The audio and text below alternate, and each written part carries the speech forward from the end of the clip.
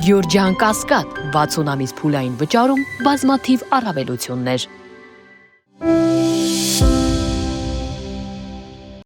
ԱՄՆ փոխնախագահ Ջեյդի Վենսի Հայաստան եւ Ադրբեջան այցը տարածաշրջանի հակաարևմտյան քաղաքականություն ու հայացքներ ունեցող երկրների խոշորացույցի տակ է։ Ինչ պայմանավորվածություններ ձեռք բերեցին ամերիկացիները Հայաստանի եւ Ադրբեջանի իշխանությունների հետ, որքանով են այդ հանդիպումները բանակցային գործընթացները բխում կամ հակասում, օրինակ տարածաշրջանում խոշոր դերակատարում ունեցող Ռուսաստանի կամ Իրանի շահերին։ Հայաստանում Իրանի դեսպանը ԱՄՆ փոխնախագահի Հայաստան այցից մի քանի օր հետո հանդիպելով Փաշինյանի հետ հայտնել է, թե Իրանը ողջունում է խաղաղությանը միտված Հայաստանի վարչապետի քաղաքականությունը, ինչն ըստ դեսպանի նպաստում է տարածաշրջանի զարգացմանն ու առաջընթացին։ Զարգացած Հայաստանը նախանշված է Իրանի ռազմավարական քաղաքականության հիմքում, եւ մենք առաջնորդվում ենք այդ սկզբունքով։ Կառավարության տարածած հաղորդագրության մեջ նշվում է նաև, որ Փաշինյանն ու դեսպանը քննարկել են եւ անդրադարձել տարածաշրջանային հաղորդուղիների ապաշրջափակման եւ առևտրատնտեսական հարաբերությունների խթանմանը, այդ համատեքստում կարևորելով երկու երկրների միջև երկաթուղային կապի ապահովման ուղղված քայլերը, ինչն ըստ Հայաստանի կառավարության տարածած հաղորդագրության կարող է դառնալ ավելի լայն կապերի հաստատման մաս։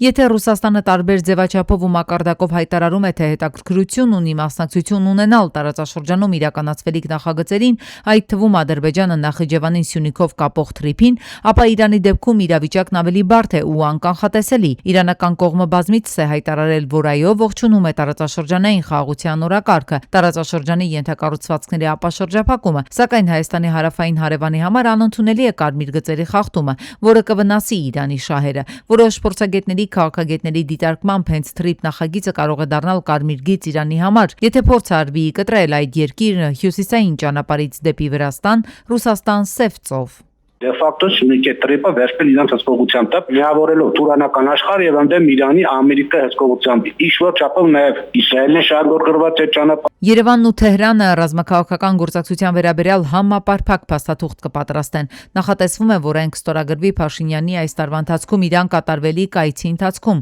Կարևորագույն եւս մեկ հարց, որ Իրանին է վերաբերում, ինչպես է Հայաստանը կարողանալու իր երկաթուղային ցանցով միանալ իրանականին։ Հնարավոր է այն, թե ոչ։ Այնտեղ պիտի փաստաթղթերը լուրջ ուսումնասիրել, օրինակ այդ հարցը բարձրացնում է ընդդիմությունը, բայց իշխանությունները չեն պատասխանում։ Հայաստանը իրավունք ունենալու է արդյոք Իրանի հետ երկաթգիծ կառուցել մեղրիով, չէ՞ որովհետև այսպես թե այնպես դա անցնելու է տրիպով, չէ՞ նույն տարածքով։ Իսկ Նիկոլ Փաշինյանը նույնիսկ ակնարկեց, ասել թե ենթադրենք այդ դա լինելու է 500 մետր լայնությամբ, չէ՞, այսինքն մինչև հիմա լայնության մասին խոսք չկար, բայց ինչ որ թիվ ասվեց այնուամենայնիվ։ Արդյոք Հայաստանը իրավունք է ստանալու առանց այդ տրիպի, առանց Միացյալ Նահանգների համաձայնության Իրանի հետ ուղիղ երկաթուղային կապ ստեղծել, երկաթուղի կառուցել։ Այդ հարցերն են շատ կարևոր եւ դրանք են, որ կարող են թույլատնել Հայաստանի դիրքերը։ Ենթադրում եմ, որ ամերիկացիները շատ կարճ ժամանակում խնդիր են դրել Իրանի խնդիրը լուծել։ Դա կարելի է ռազմական ճանապարհով, թե համաձայնության ձեռքբերման, ակնհայտ է, որ շատ կարճ ժամանակում այդ խնդիրը իրենք պետք է լուծեն։ Եվ դրա հետ կապված ասեն, այսպես են Իրանի դիրքորոշումը հիմա կանխատեսել։ Ենթադրում եմ, որ այնտեղ անպայման լինելու են փոփոխություններ, այդ տարբերակ ուղղակի չկա։ Այդ թվում նաև իշխանական կառուցված։ Թրիփ նախագիծը դեռ իրավական ուժ չի ստացել, թղթի վրա է, ըստ քաղաքագիտական համայնքի այնպես չէ, որ այն 100% իրականացվելու է։ Մինչև այդ ծրագրի նախագծի իրականացումը կան բազմաթիվ չլուծված խնդիրներ, տարածաշրջանում գրեթե բոլոր պետությունները զգայուն են դարձել, իրավիճակն էլ պայթյունավտանգ։ Այս տարի հնարավոր է ստորագրվի Ադրբեջանի եւ Հայաստանի միջև խաղաղության պայմանագիրը։ Այս մասին հայտնել է Ադրբեջանի նախագահ Իլհամ Ալիևը։ Նրա խոսքով դրա հիմնական նախապայմանը Հայաստանի սահմանադրությունից Ադրբեջանի նկատմամբ տարածքային պահանջի հանումն է, որը այնտեղ պահպանվում է արդեն 3 տասնամյակ։ Ալիևն ընդգծել է, որ երբ այս փոփոխությունը կատարվի, հաջորդ օրը պաշտոնապես հնարավոր կլինի ստորագրել խաղաղության համաձայնագիրը։ Նա նաև նշել է, որ տարածաշրջանային նոր տրանսպորտային երթուղիները Չինաստանից, Կենտրոնական Ասիայից, Անդրկասպյան ավազանից, Ադրբեջանից, Հայաստանից, Նախիջևանից եւ Թուրքիայից դեպի Եվրոպա կստեղծեն լրիվ նոր իրավիճակ։ Այս երթուղիները օգուտ կբերեն բոլոր երկրներին։ Վերջին տասնամյակների հակամարտությունը ցույց է տվել երկու կողմերի ուժեղ քաղաքական կամքը դադարեցնելու արյունալի բախումները եւ բացելու խաղաղության նոր էջը։ Փաշինյանն ամիսներ առաջ Պուտինին առաջարկեց, որ ռուսական կողմը նորոգման աշխատանքներ իրականացնի հարավ-կովկասյան երկաթուղու մի քանի հատվածներում։ Մինչև այդ ռուսական կողմը եւս հետաքրքրվածություն էր ցուցաբերել մասնակցելու Նախիջևանը Սյունիքով Ադրբեջանին միացնելու թրիփ նախագծին։ Պուտինը հետո նաև Ռուսաստանի Դաշնության բարձրաստիճան պաշտոնյաներ դրական պատասխան տվեցին Փաշինյանի առաջարկ խնդրանքին կքննարկեն։ Եվ մինչև ռուսական կողմը կորոշեր Հայաստանում երկաթուղիների նորոգման արդիականացման աշխատանքների օրը, տեղանքն ու ժամանակը, հայկական կողմը 180 աստիճան փոխում է իր մտադրությունները։ Ռուսաստանի կողմից երկաթուղու կառավարման բերումով մենք ռազմավարական մեր դիրքերի կորուստ ենք ունենում եւ մրցակցային առավելության կորուստ ենք ունենում։ Հիմա Փաշինյանն առաջարկում է գտնել այնպիսի երկիր, որը բարեկամական հարաբերություն ունի եւ Ռուսաստանի եւ Հայաստանի եւ ուղակի կգնի Ռուսաստանից կոնցեսիոն կառավարման իրավունքը։ Փորձագիտական համայնքում շատերը համարում են, որ սա եւս թուրք-ադրբեջանական արևմտյան փաթեթավորմամբ քայլ է շրջանցելու Ռուսաստանին։ Դա փորձում են կատարել էներգետիկ ոլորտում մոդուլային ատոմակայան կառուցելով, հիմա էլ անցել են երկաթգծին։ Ամերիկյան կողմը սպանցիկ ասում է, հա, անենք իրար հետ, բայց քարտեզի վրա որ նայեք կտեսնեք, որ չինացիների ճանապարհներ են իրանք վերահսկողության տակ վերցնում, ռուսների անցուդարձնել են իրանք վերահսկողության տակ վերցնում։ Ինչ եք մտածում, ամերիկացիք այդքան միամիտ են, թե մեր սիրուն աչքերի համար են եկել, այդ ամեն ինչի մեջ շահը։ Հայաստանի երկաթուղիների կառավարման գործում Ռուսաստանին փոխարինելու Հայաստանի իշխանությունների ցանկությունը ըստ Ռուսաստանի անվտանգության խորհրդի քարտուղար Սերգեյ Շոյգուի վատ մտածված որոշում է։ Ըստ Շոյգուի նրանց կառուցած համակարգը կարող է մեկ գիշերվա մեջ փլուզվել։ Փաշինյանը երկաթուղային համակարգում նոր հնարավոր կառավարիչներ է տեսնում Միացյալ Էմիրություններից, Կատարից ու Ղազախստանից։ Ղազախստանը վերջի տասնամյակում բավականին թափով շատ լավ շինարարություն արեց իր տարածքում ու ըստ երևույթին այդ տեխնիկական հնարավորություններն էլ այսօր ունեն, չի սպառվել, որովհետև իրանք նոր գծեր քաշեցին երկրում, նոր միացություններ ներսում տվեցին տարբեր գծերի։ Ես օրինակ դեմ չէի լինի, եթե Ղազախստանը գա, որտեղ գիտեմ իրանք կարողությունները եւ տեխնիկական եւ նախագծային եւ այլ առումներով։ Գրեթե 2 տասնամյակի ընթացքում կառուցված համակարգը կարող է պարզապես մեկ գիշերվա մեջ փլուզվել։ Բնականաբար ոչ մի բարեկամական երկիր պատասխանատվություն չի կրի դրա համար։ Հուսով եմ, որ կարևոր որոշումներ ընդունելիս Հայաստանի ղեկավարությունը կելնի բացառապես իր քաղաքացիների շահերից։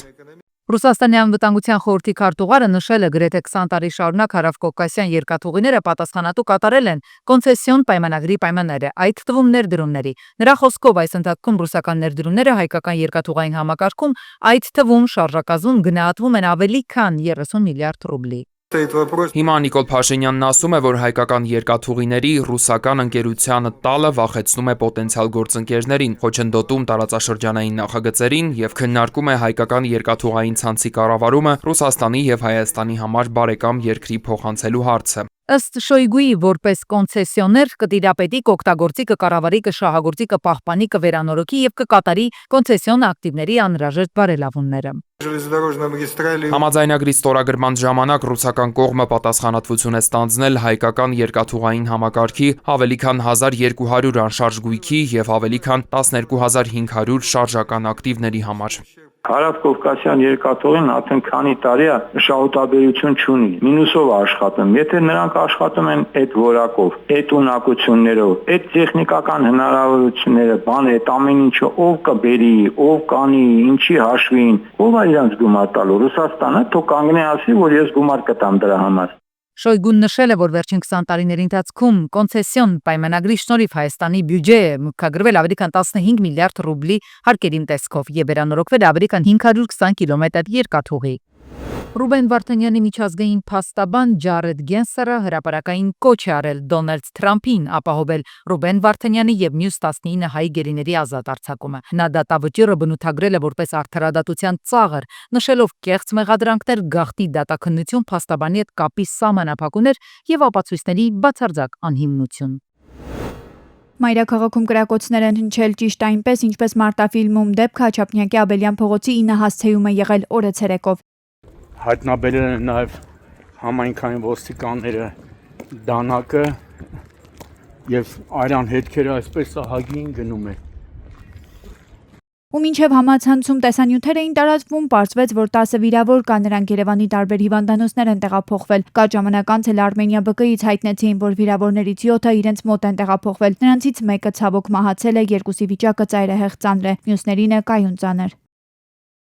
Դեպքի վայրում հայտնաբերվել է ինքնաձիգով եւ ատրճանակից կրակված մի քանի պարկուճ առնանման հետքեր, դանակ, Lexus, որի վրա եղել են կրակոցի հետքեր, տեղում էր Հայաստանի ոստիկանապետ Կամո Ցուցուլյանը։ Դեպքի վայր են ժամանել քրեական ոստիկանության գլխավոր վարչության, Երևանի քրեական վարչության մեծ թվով ծառայողներ, Երևանի քրեական վարչության պետ Հայկ Հարությունյանի գլխավորությամբ ժամանել են նաեւ համայնքային ոստիկանության գլխավոր վարչության Մաշտոցի բաժնի օպերատիվ խումբը, բաժնի պետ Դավիթ Ավագյանի եւ բաժնի պետի տեղակալ Գևորգ Պողոսյանի գլխավորությամբ։ Մեքենայի սեփականատիրոջ ինքնությունը պարզվում է, ինչպես նաև ձեռնարկվում են անհետաձգելի օպերատիվ հետախուզական միջոցառումներ դեպքի բոլոր հանգամանքները պարզելու համար։ Վերջին օրերին Երևանամերձ մի քանի բնակավայրերում հրազանի գործադրումով միջադեպեր են գրանցվել, որոնց ընթացքում բարեբախտաբար զոհեր չեն եղել։ Բայց իրադարձությունները ինքնին անհանգստացնող են այն համատեքստում, որ բավականին հաճախ են հրապարակում լուրեր այս կամ այն վայրում հրազանի կիրառման վերաբերյալ։ Սա հատկապես ուշադրություն գրավեց օրեր առաջ ներքին գործերի նախարարի հրապարակած վիճակագրական տվյալների համատեքստում։ Հրազանի գործադրմամբ կատարված հանցագործություններն աճել են 24 դեպքով, այնուամենայնիվ աճել են նաև դրանց բացահայտման դեպքերը եւ պիտի նաև փաստեմ, որ ընդհանուր առմամբ ապօրինի հրազեն պահելու եւ կրելու կասկածանքով ձերբակալվել է 115 անձ, այսինքն սա վկայում է, որ մենք ավելի ինտենսիվացրել ենք օպերատիվ աշխատանքով զենք զինամթերքի հայտնաբերման դեպքերը։ Նման դեպքերում առաջինը, ինչը շեշտում են պաշտոնական շրջանակները, ապօրինի զինամթերքն է, որը հայտնվել է հանրության ձեռքին Արցախյան 44-օրյա պատերազմից հետո։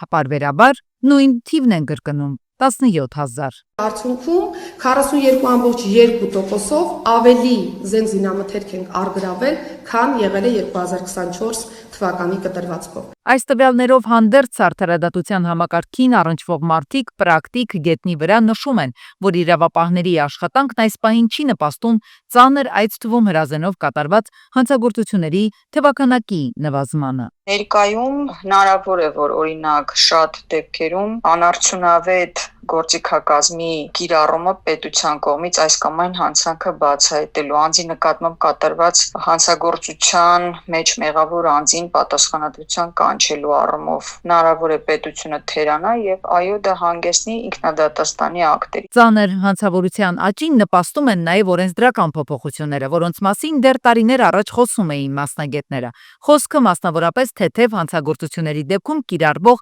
մասնավոր մեղադրանքի համար անհրաժեշտ ապացույցների հավաքագրումը քաղաքացու ուսերին թողնելն է։ Օրինակ, մեքենայի դետալների գողության զոհերի համար սա արդեն սովորական երևույթ է։ Բնական է, չէ, որ մարդը կնախընտրի սեփական ուժերով հայտնաբերել հանցագործին եւ լուծել նրա հարցերը, ինչն էլ իր հերթին ծնում է տարատեսակ վտանգավոր երևույթներ։ Պետությունը որոշեց այդ ողջ խնդրեմը, խնդիրը, ծախսը թողնել տուժողի վրա եւ տուժողը ստիպված է այսուհետ մասնավոր գանգատների վերաբերյալ գործերով ինքը հավաքել ապացույցներ, կազմել համապատասխան փաստաթուղթ, ներկայացնել դատարան եւ պահանջել, որպեսզի իր նկատմամբ հանցանք կատարած անձը ենթարկվի քրեական պատասխանատվության։ Հիմա այս պայմաններում բարձ չէ որ քաղաքացին կընտրի ինքնադատաստանի ակտ իրականացնելը, քան գնա ռեսուրսներ վատնի, հերիք չի իր նկատմամբ հանցանք է կատարել, մի հատ էլ գումար ծախսի, նյարդեր քայքայի։ Կա նաև կարծիք, որ հանցագործությունների այդ թվում հրազենի կիրառմանը հանգեցնում է իրավապահների բառացի զբաղվածություն, այսինքն մի կողմից ամեն ամիս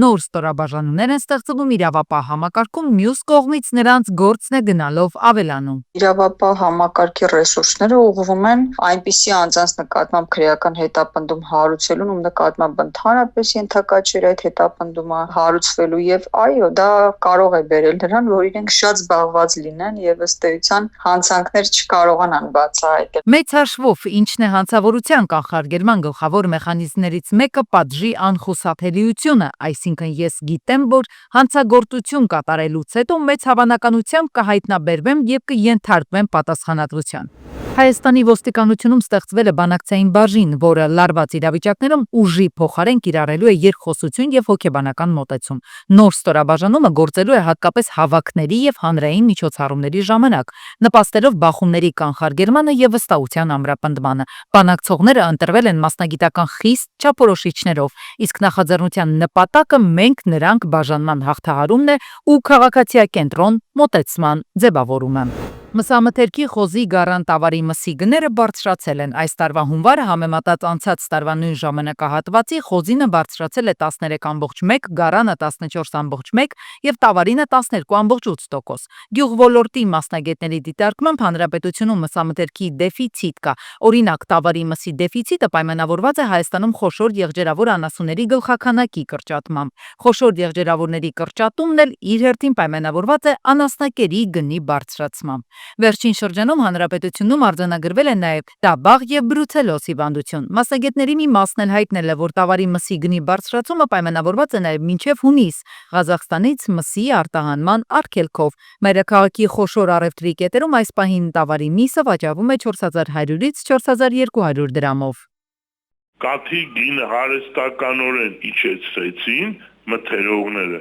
Քաղաքականությունը ճիշտ չվարվեց, ֆերմերները, անասնապահները արդեն մինուսով էին աշխատում։ Կերային մշակաբույսերի քանակը պակասել է, ցանկատարածները պակասել է հատիկը, կերային բազան արդեն ձեռնտու չի այդ գներով կենտրոնիներ պահելը։ Ու փոխանակ այդ ամեն ինչ ընդունեին հորդոր, ահազան, որ արագ ծրագրեր իրականացնեին խելամին, որ կտրուկ անկումը կասեցնեին, ընդհակառակը թվային այդ մանիպուլյացիաներով բերեցին, հասցրեցին փաստի առաջ։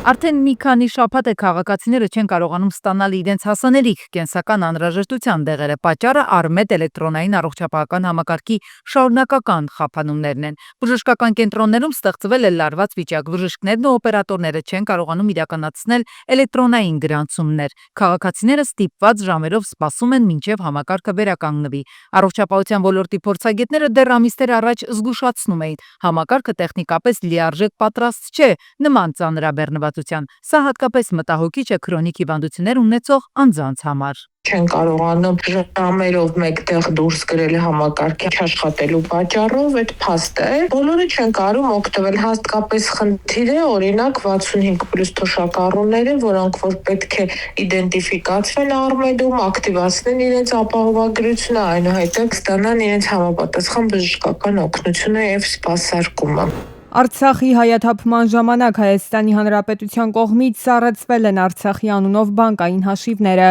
ինչի հետևանքով մինչև այսօր հնարավոր չէ վճարել ավելի քան 22,000 աշխատողների չվճարված աշխատավարձը, վերջնահաշվարկները եւ արձակման նպաստները։ Այս մասին հայտարարություն է տարածել Արցախի տեղեկատվական շտաբը։ 2023 թվականի հոկտեմբերի 1-ից աշխատանքից ազատված աշխատողների վերջնահաշվարկները եւ արձակման նպաստները կազմել են ավելի քան 5 միլիարդ դրամ, իսկ 2023 թվականի սեպտեմբեր ամսվա չվճարված աշխատավարձը ավելի քան 550 միլիոն դրամ։